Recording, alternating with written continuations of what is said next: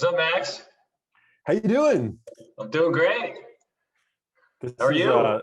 this is very exciting. It's good to see you across the wormhole that is the internet, Yes. and these Zoom virtual conferences. This is fun. I'm excited to talk to you about your journey. We've been good friends offline for quite some time at this point, and it's been a real treat to watch you ascend up the ranks and continue to crush the space that you're in and make an impact, which I know is just as important to you as is becoming successful. So let's just get into it. Sure. You're the executive chairman and founder of HumanCo. You also are a co-founder of Hugh Kitchen, which for those tuned in who are from New York, Hugh Kitchen was one of my favorite places to eat in the city, which gave birth to this incredible line of products that I'm snacking on compulsively I'm these actually eating days. some right now. Yeah, gems. I love that. From the Hugh Kitchen chocolate bars to the crackers, to the new cookies, which are amazing. You guys seemingly do it all. But what I think is so interesting, I guess, where we'll start the conversation is HumanCo is a SPAC. That's technically what it is. It's not a fund. And this is all kind of new nomenclature to me. So let's start there. What is a SPAC and what makes HumanCo different than traditional funds? Okay, so this is where it gets confusing, and I'll add a layer of confusing to this. So HumanCo, first and foremost, is actually a holding company. A holding company, for those not from the finance world, is also called a conglomerate or a parent company. You are correct, it's not a fund. So we have permanent capital, meaning we never have to return the capital, and we are a singular entity underneath which we are building and investing in several companies which we generally own or control. Under the HumanCo umbrella, we also created a SPAC called HumanCo Acquisition Corp. And we did that with Cavu Ventures, if you're familiar with them. And a SPAC is a special purpose acquisition corporation. A lot of people call them a blank check company. And the idea, and they got very popular over the last, I'd say, 18 months. But the idea is that it's a public entity that is basically just a shell. You have, in our case, we have $300 million in what's called trust account, so just in a bank account. And the goal of a SPAC, and it's a bit of a misnomer that when you hear that SPACs buy companies, what SPACs really do is SPACs are an alternative way to go public for private companies. And so our SPAC was, I believe, the first SPAC focused strictly on health, wellness, and sustainability. We launched it in December of last year. What we're doing is we have approximately 2 years to find a private company that's generally bigger than about $1 billion, and we can go up to as big as even $10 billion. And then we effectively invest in that private company. And in process of doing that, we shepherd that private company to be public. So it's an alternative way to go public for private companies. And the benefit for private companies and why SPACs have become so popular is if you look at who our group is that's involved in our SPAC, the HumanCo team, the Cavu team, but then specifically our board of directors, which include 3 very high profile former public company executives. And then we have a long list of investors who have a focus, many of which have a focus on health, wellness, and sustainability. And so if you partner with us as a private company and we take you public, you are getting our entire team, our entire ecosystem as sort of part of the package. Whereas if you go public, what's called the regular way, you don't get any of those sort of benefits. And that's really the primary difference. There's some other differences. If you go public via SPAC, it's much faster. You actually know the exact price that you're valued at, whereas if you go public the regular way, you don't. So there are a number of sort of pros and cons to going public via SPAC. But we created HumanCo Acquisition Corp under the HumanCo umbrella because we felt like there weren't enough public companies that actually tackled what we're really focused on, which is health, wellness, and sustainability. You could really only count on basically two hands the number of companies that have a very explicit focus in this area. And we know that there are a lot of investors who wished that there were actually more public companies that had very explicit, socially responsible and mission-driven focuses. I love that. What makes you personally so passionate about the health and wellness space? So I kind of had a dual track in my life. I went straight out of college to a hedge fund about 22 years ago. I was in the hedge fund industry for about 20 years. But in my early 20s, a couple of years after I started working, I actually got really sick.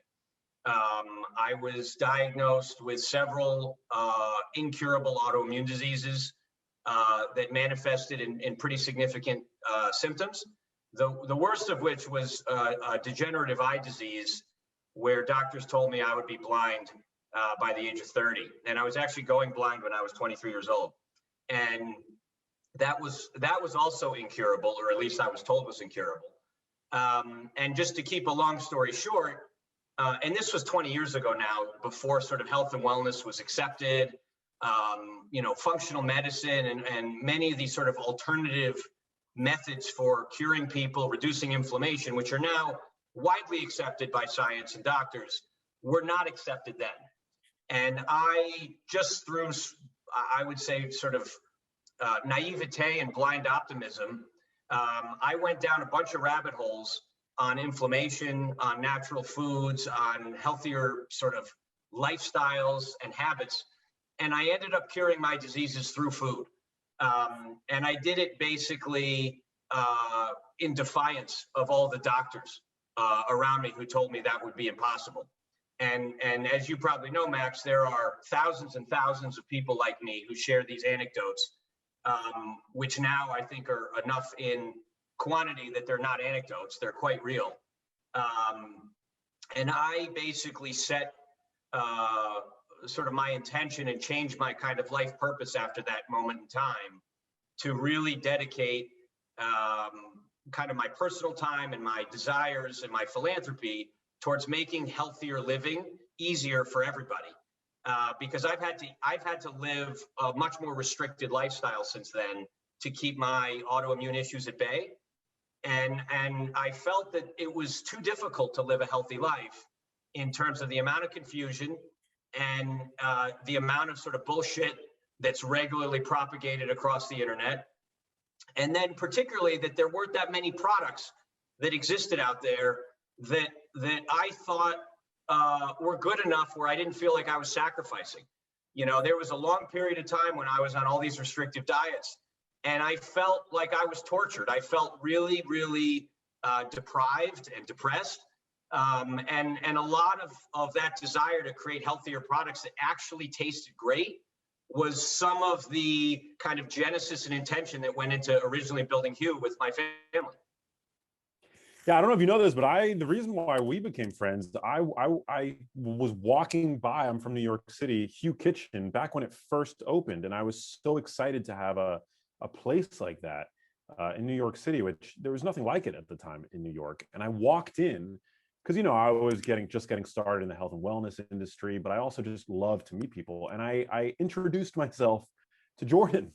I was like, hey, my name is Max. I'm a huge fan of what you're doing. I had yet at that point to really even have much of a social media presence. But that's how me and Jordan became good friends, who's your co-founder in Hue. Yeah, and my brother-in-law. Yeah. Yeah.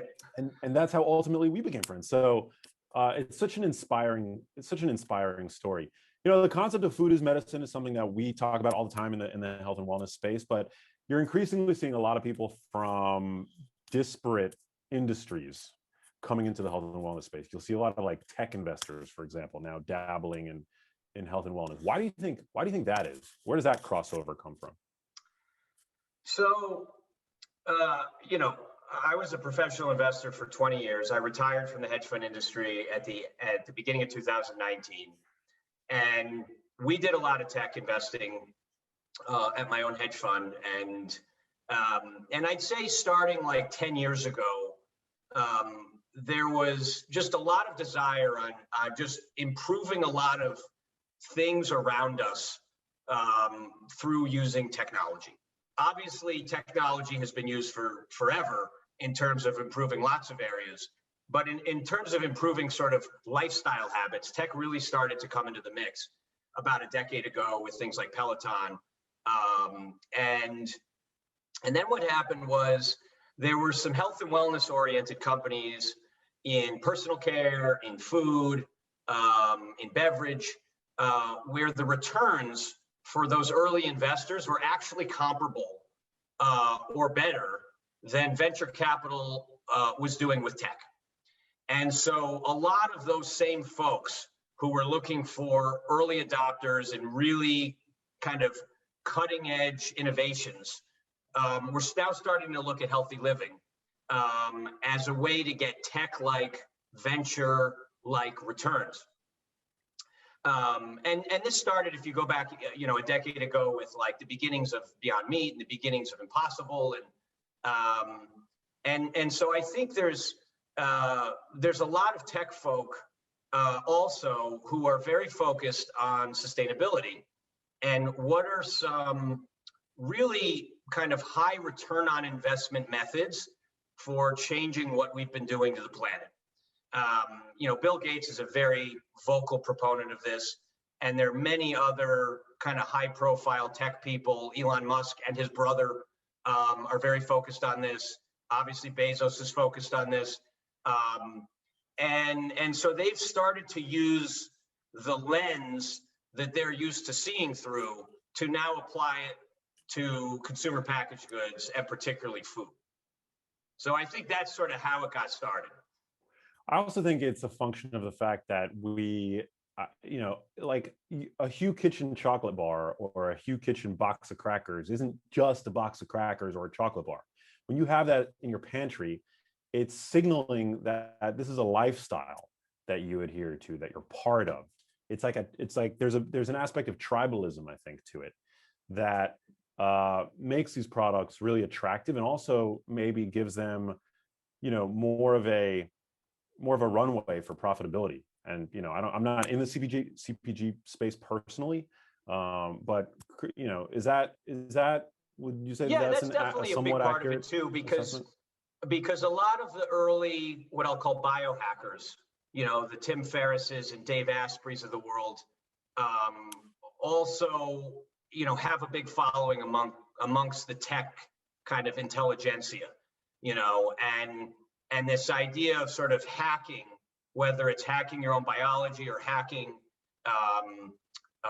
software or growth hacking, have some similar elements. But I would also say, I agree that many of these types of people who are focusing on next generation tech are also aware of how problematic our lifestyles have been, how we're poisoning ourselves and the planet. And I find that there's a high correlation between sort of becoming educated on all of the trends that are happening in tech, and then also becoming educated on the trends that are happening in human health and sustainability. So there's definitely an overlap there. One of the trends that we're seeing a lot in the health and wellness space is this increased adoption of meat substitutes, plant-based meat products. Now, correct me if I'm wrong. You're a huge fan of this space, are you not? All right, we're gonna start some controversy early, Max. Let's go into it. I am a big proponent of plant-based eating. I am a huge proponent of sustainability, and I am a vehement opponent against industrial agriculture and not treating animals humanely. That said, I would say that what we're seeing in my circles, which we focus just on health and wellness across all CPG, I'm seeing a divide happening that frankly is concerning to me, and I believe it's concerning to you as well. On the one hand, you have what I'll call kind of simple ingredient, natural purists that use evolutionary principles to figure out what is probably better for human health and the planet. Mm-hmm. And this is where the paleo movement came out of. This is basically the general concept of, we've evolved over 2 million years. Modern humans have effectively evolved over 200,000 years. And evolution is probably the most reliable and impactful force in sort of guiding us in terms of what we're meant to do to thrive and what is suboptimal for our human health. But in the last 100 years, we have gone completely astray and gone in contradiction to our own evolution. And much of the modern food supply is built with stuff that never existed in human history other than in the last, call it 50 years. And so a lot of modern lifestyle diseases like obesity, diabetes, all the heart disease, everything, even chronic diseases like autoimmune, and the incidence of allergies can be traced to sort of our deviation from this. And so this is how we built Hu. Hu, the tagline of Hu is get back to human, because we believe that people weren't behaving or eating like humans anymore, and that we need to sort of get back to being consistent with what worked in our own evolution to get to where we got. That, unfortunately, is a much smaller part of what's happening right now. The other sort of prong or fork in the road that's happening, which is coming from mostly the tech investors, is this idea that we can use modern technology to reinvent the food supply. And I think a lot of it is noble in its attempts, and it's noble in its pursuit, because we're all trying to solve a lot of problems, like how do we feed 8 billion people going to 12 billion? How do we not destroy our own planet? These are all very noble goals. But I think what's happening, and I see it every day, and I know you post about this every day, is that a lot of people are conflating what is good for the earth with what is good for human health. And there are now dozens and dozens, if not hundreds of companies that are greenwashing plant-based as a term with hyper-processed, completely unhealthy junk food that happens to be plant-based. Soda's plant-based, French fries are plant-based, and they always have been, by the way. So is cocaine. And just because it has the word plant-based on it doesn't mean it's safe, doesn't mean it's healthy. And I've been growing increasingly concerned with some of these, what I'll call frankenfoods that are now being created, which have no history of safety other than maybe a few years. And I know this is controversial and a lot of people won't like this, but I'm agnostic. Like, I adhere to what Europe uses, which is called the precautionary principle. And in Europe, this precautionary principle is basically with things that are going inside the human body, it is guilty until proven innocent. So they assume it's not safe until there is many, many, many years of data that says it's safe. The US, which again is a double-edged sword, has the opposite approach, which is innocent until proven guilty. And the FDA uses this principle called GRAS, generally recognized as safe, GRAS, which uses very short-term data to determine that it's safe for human health. Sometimes it's literally months, not years, not decades. And if you look over the last 100 years, history is littered with scientific hubris, where scientists at the time thought they had a breakthrough that had noble goals, but was later determined to be very dangerous or problematic. Asbestos at one point was determined to be a miracle, proved to be carcinogenic a decade later. DDT, which is a pesticide used to basically repel mosquitoes, highly, highly toxic. And I could go on and on. There's dozens of ingredients which we thought was safe at one point, which were proven much, much later to be a huge, colossal mistake, because what we thought at the time seemed noble, but we didn't do enough research. So we as HumanCo, and certainly still at HumanCo has 3 other brands underneath it. We are taking an approach that is much more in harmony with nature, much more in harmony with evolution. And we don't, until I have enough evidence, I'm not a fan or recommending things like synthetic biology or cell-based meats or ingesting molecules that have never existed in human history because we deem them safe in the short term. Couldn't agree more. Not to shamelessly self-promote, although I guess it will be shameless. I've written about this precautionary principle concept in my most recent book, The Genius Life. You're so right, Jason, in that there are so many examples all throughout history of products being released into the market before the kinds of vigorous long-term testing has been done, that we can, with crystalline certainty know that a product is actually safe, only to see consequences, sometimes disastrous consequences, unfold. So, some examples of that obviously include DDT, which you mentioned, certain, drugs. Thalidomide is a great example of that, but even something as innocuous trans fats, Olestra are 2 other recent examples of that. But also plastics. Plastics for sure are made with a compound called BPA, which it's been known for a century at this point is a powerful endocrine disrupting compound. And of course, we thought BPA was inert, but now we know that it actually isn't inert and can leach into foods, beverages, and the like. So I'm really glad that you brought that up. What do you think the future looks like for the health and wellness space? We're talking about, the present, obviously very exciting space to be in, but, looking forward 5 years, 10 years, what do you project for this space? Well, it's so exciting right now, and I can tell you that when I first was struggling to try to find foods that met my own restrictive kind of needs, it was impossible. Like, restaurants didn't have it. If you asked for gluten-free options, people thought you were a freak, and they looked at you with disdain. And now I think I'm gluten-free pretty strictly. And now, I think there's been enough people that have been educated. There's enough science now that has, without any dispute, by the way, like, this is not controversial among scientists, that all of our modern diseases are self-inflicted and that it's all preventable. It's all reversible with food and lifestyle. And so this is a really exciting time because now I think enough dominoes have fallen, or whatever metaphor you want to use in terms of the train leaving the station.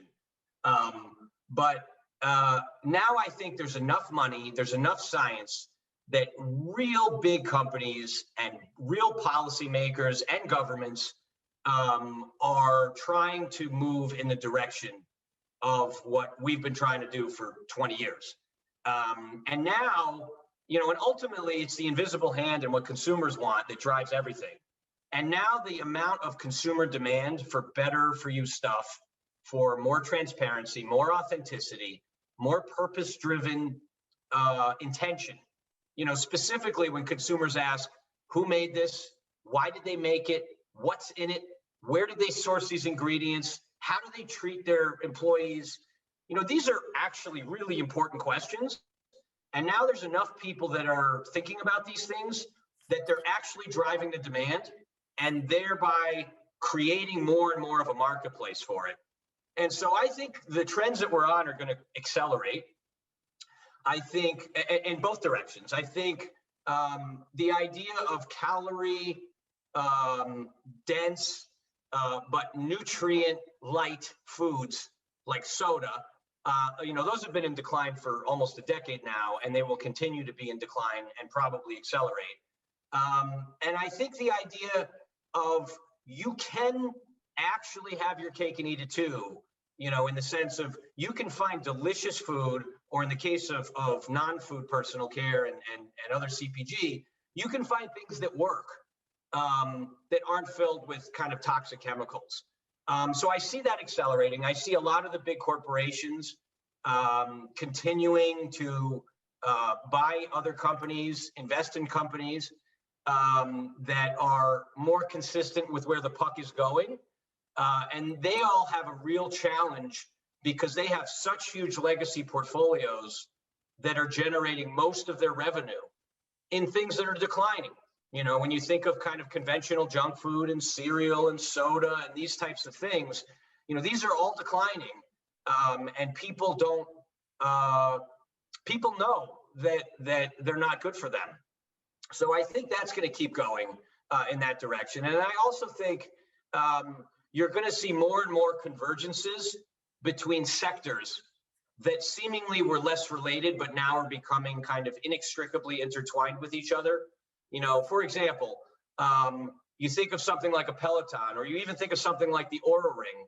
You know, when the Oura Ring measures your sleep and certain markers in terms of measuring your health. I was an early investor in Oura, but a lot of, and the reason I was is because a lot of the people who are eating Q chocolate, a lot of the people who are buying Coconut Bliss or Snow Days are also the people who are reading blogs about paleo diets. They're also the same people who are buying cleaner personal care. They're the same people who are just being more mindful and intentional about, you know, a healthier lifestyle. And so I believe it's an ecosystem that is going to increasingly become more and more intertwined, because everyone I know who wasn't sick like me, they just feel better, they age better, they look better, they think more clearly. Like, it's just, there's like no argument against it other than, and this is another controversial point, that it costs more money.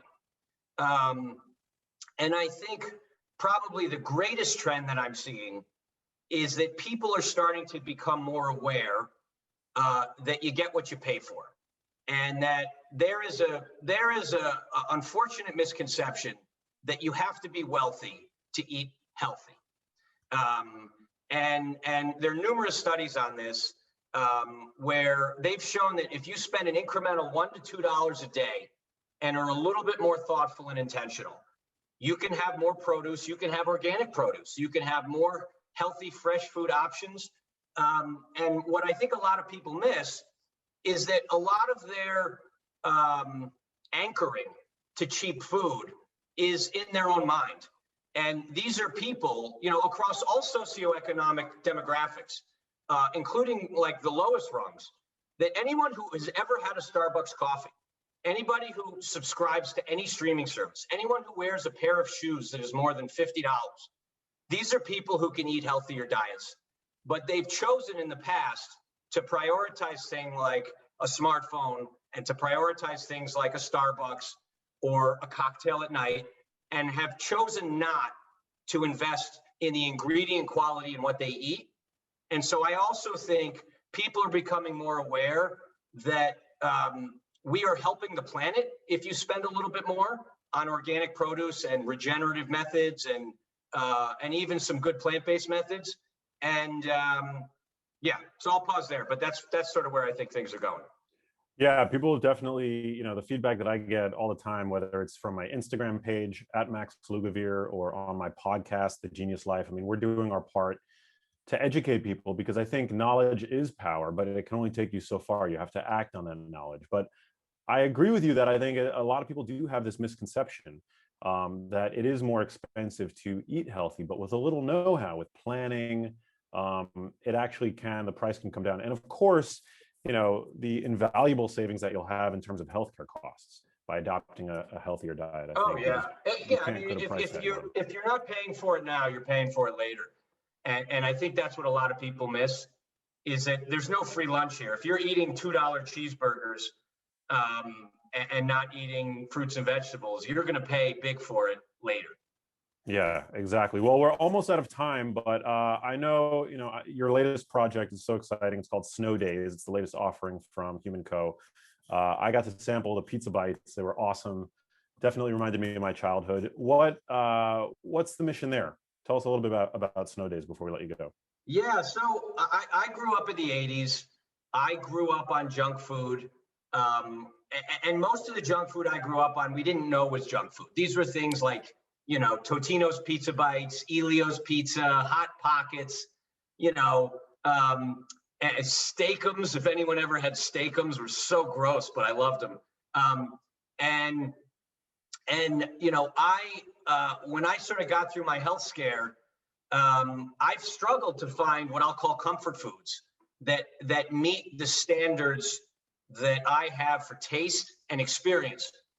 And we noticed, for example, when people came into Hugh Kitchen who were celiac or were autoimmune or were just really strict about how they ate, there was this feeling of like euphoria. And this is why we designed Hugh the way we did, is because we wanted, you know, Jordan, myself, and my wife, Jessica, we wanted the ability to come into this place and literally you could lower your guard and be completely free like you're in a playground because you know everything inside of there had been vetted. And I love pizza. Pizza is very hard for me to eat because I'm strictly gluten-free. My whole family loves pizza. And I felt like there was a gap in the marketplace for frozen comfort foods where things were really convenient. And so we set out to design a grain-free, 100% organic, only using sustainably farmed grass-fed mozzarella. So it's the first of its kind pizza bite that also has 7 vegetables infused into the sauce. But it tastes like real pizza. And instead of using canola oil, we use olive oil. And so it has the ingredients of what like a real authentic Italian pizza would have. Everything's sourced from farms, everything's organic. And the name Snow Days, if any of you watching grew up in a place where there was snow in the winter, you know, I grew up in the Northeast, and when my mom would wake me up and say, "Hey, Jason, today's a snow day, you don't have school," it was like the best feeling in the world. You felt liberated. You felt like you had infinite, you know, opportunity. And we wanted to capture that feeling in a product. And that is why we named it Snow Days. And you'll notice that if you try Snow Days, you won't believe how good it actually tastes better than Totino's, which is the market leader. You know, Totino's has over 70 ingredients. Most of it isn't even food. Imitation cheese. And, you know, we set out to create something that people could cook in 8 minutes. So it's super convenient, but then has the nutritionals of something that you can eat as a full meal. I feed it to my kids. I just had it before I got on this call. You know, it has 10 grams of protein, 11% of your fiber, and it's grain-free and gluten-free. Love it. Maybe I can get you to send me some after this. You're making my mouth water. I will. So good. Well, I think we're out of time. This was really fascinating, and I'm just so proud of you on your journey. It's been so exciting, again, to watch, you know, the success grow and grow. Look forward to seeing what you're going to do next. And yeah, to everybody listening, thank you for tuning in. Thank you, Founder Made. You guys can follow me along in my journey on Instagram at Max Lugavere. I post every day, and my podcast, The Genius Life. So check that out. And thank you, Max, and thank you, Michelle, and the Founder Made group for having us today. You were both so inspiring, Max. Thank you so much for leading that conversation. Jason, to wrap up the day with healthy mind and body, I think is the perfect kind of punctuation for everything that we covered. So thank you both.